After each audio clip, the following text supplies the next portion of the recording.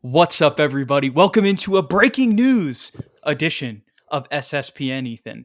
We didn't think we were gonna record, this morning when we woke up, but this afternoon when we got the news that Devin Vassell signed an $146 million 5-year contract extension, we had to jump in here and talk about it. Ethan, tell me your thoughts.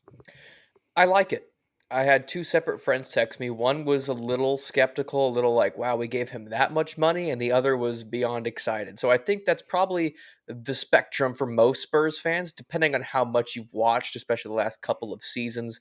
But Devin's a guy that's improved tremendously from game one as a rookie until last season. We saw spurts of his ability to be a 20 points per game scorer, an isolation threat, a guy that's a three-level scorer at all three levels. Obviously, his ability as a defender, is something that he came into the league with. But I think still 146 million over 5 years. That's 29 million basically a year. I don't know if it's front loaded or back loaded. I don't have any Right. of those details That'll yet. come out. Yeah, but for me personally, what I think of Devin Vassell, to me, he's the eventual backcourt Robin to Victor Wembanyama's Batman. So to get him locked in for 5 years now, when his trajectory has always just continued to rise and go up and up and up and higher, I think it's honestly a really solid deal for the Spurs.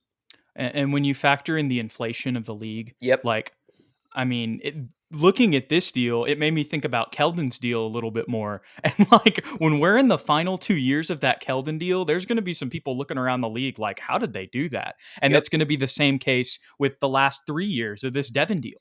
And like you said, we'll see if it's front loaded or back loaded. Those details will come out. I did see one tweet. I forget who it was from. So sorry, I'm not crediting you here, but I saw some details. It was 135 million guaranteed with 11 million in bonuses. So those are the little details that have already come out about the contract.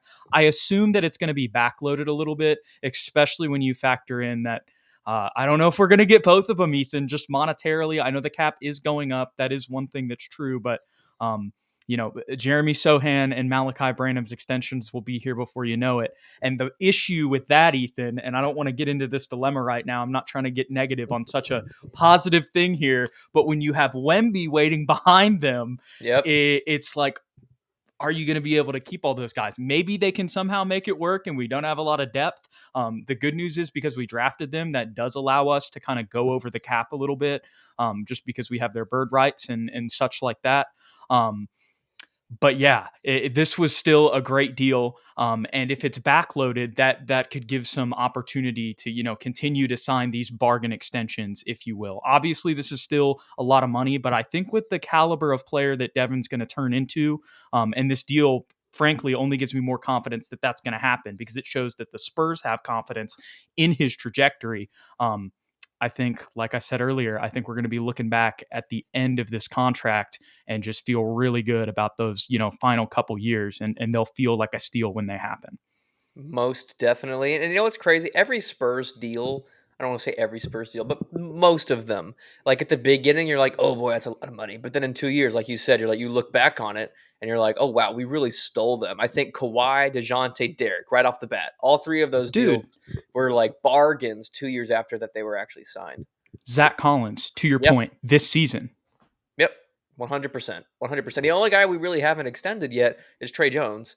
We brought him back on the qualifying deal, so he's somebody I could see that maybe because we spent all this money now on Devin, that might eventually have to part ways with the Spurs. Hopefully not, but unfortunately, like you said, with all these other big contracts Right. coming up, he might just have to get the axe by just Or being the take a last pay man cut out. if he really Yeah, wants to stay. yeah, yeah, yeah. We'll have to see. It definitely has a cap impact. I believe I saw another tweet that, like, in the first year of his deal, he'll be taking up 21% Mm. of the cap at least. Obviously, maybe it's a little bit less than that if they backload it. But with the $29.2 million average, that is what it would be, at least as of right now with the information we have. So that is a big chunk of change, and that's only going to be coming more with the other guys coming down the pipe. But still, like we said, when we factor in inflation in the NBA, this really seems like a solid deal from my perspective. Obviously, we're Spurs fans, but I just believe in his trajectory, and I think that in the long run, this deal is we're going to be paying him less than he's worth in the final years of this deal. Most definitely. And I know people will say in the comments like money makes anybody loyal, but I feel like Devin Vassell is one of those guys that genuinely wanted to be in San Antonio long term. And if you watch his press conference today, this morning, before the news actually broke, someone asked him about his extension possibility, and he immediately was like, "Well, I want to be a Spur for a long time. I want to be in San Antonio for a long time." And so, for me as a huge fan, that's something that you want to see from a guy that you just gave $146 million to.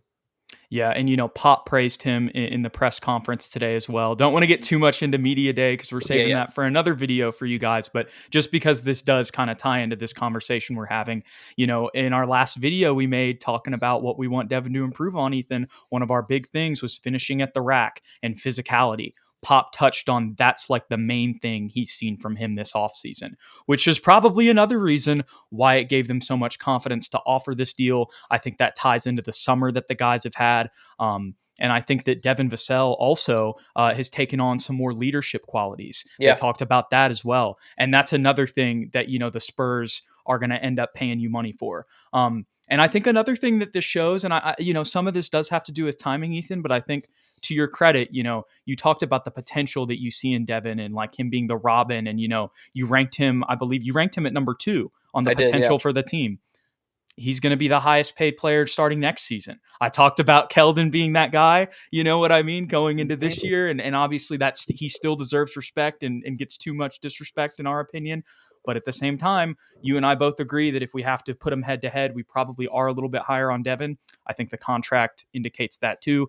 But that is a great thing because when you have those two wing pieces and you bring in Victor Wembanyama, it's why this deal made Devin a cornerstone kind of on the team. It really established Yeah. him in the team's framework moving forward.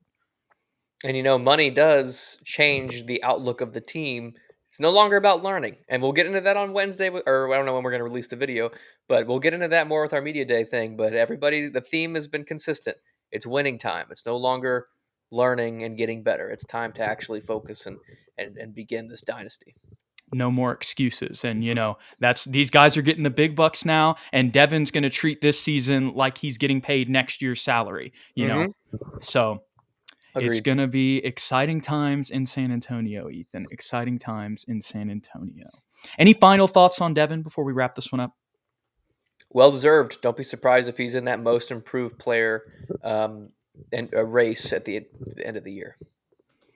I am just really excited to see him jump into that leadership role. Mm-hmm. I'm excited to see him play consistently throughout the season and kind of show even more of what he showed last year. And I'm also excited to see him with talent around him. Yeah. And I mean, there's a lot of guys that are going to draw attention, but of course, when you think about his shooting ability and a post player like Wembanyama, um, Mm-hmm. it's just you can just feel the open shots. They're going to be it's going to be so much easier in comparison to last year. So I'm so excited to see how Devin plays this season, Ethan. And healthy. Yes, that was the other thing. He said his knee feels great. Yes. Yay. All good for Devin, all good for Spurs fans, Ethan. Yes, What a sir. day. What a great start to Media Day. Don't forget to hit that like button and that subscribe button below. I've butchered that a little Hello. bit. Below for Spurs content all season long. We're getting ready to go. The first preseason game is officially a week from today. And if you want to stay updated with all the content, be sure to follow us on Twitter at SSPN on YT, at Jude McLaren, and at Ethan_Quintero. We appreciate you guys. We'll catch y'all in the next one, and we'll see y'all later.